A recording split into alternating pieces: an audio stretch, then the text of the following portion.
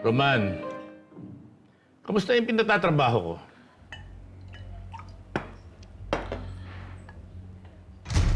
Ayos na, amo. Areglado na. Good.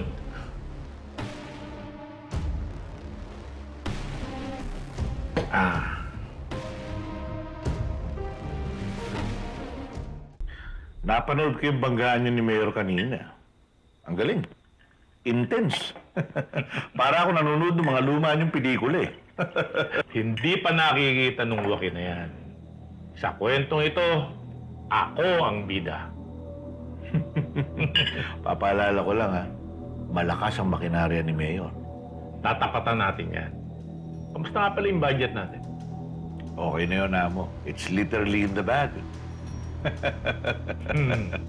Good. Tigyan mo pa nga. Oo ba?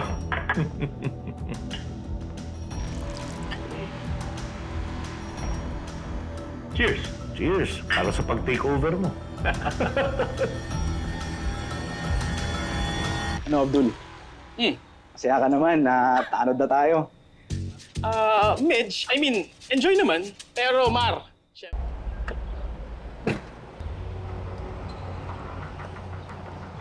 Noble, Ma'am,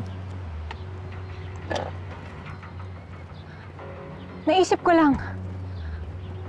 Parang imposibleng hindi alam ni Amo na nanakaw yung mga maskara niya sa museum.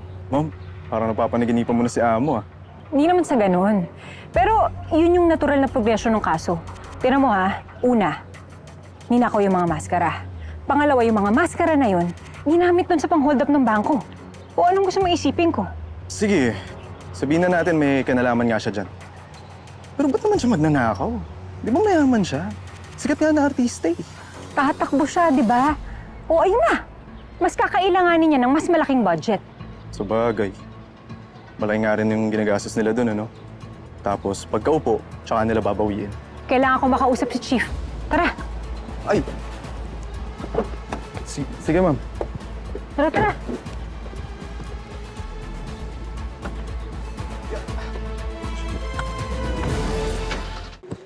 Ma'am. Kakusapin mo ba si Chief tungkol dyan sa theory mo?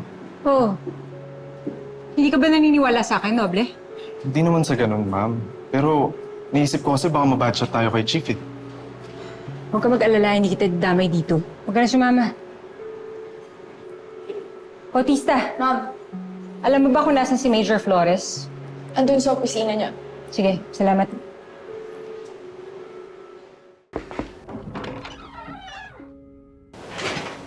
Sir,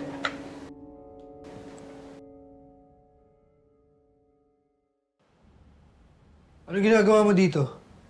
Lieutenant Conde, dito na ako nakadestino.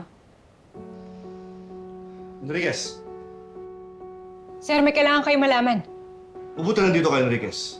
Kailangan ko ng police visibility para sa pangangampanya ngayon tsaka bukas. Pero sir... That's an order. Sige na.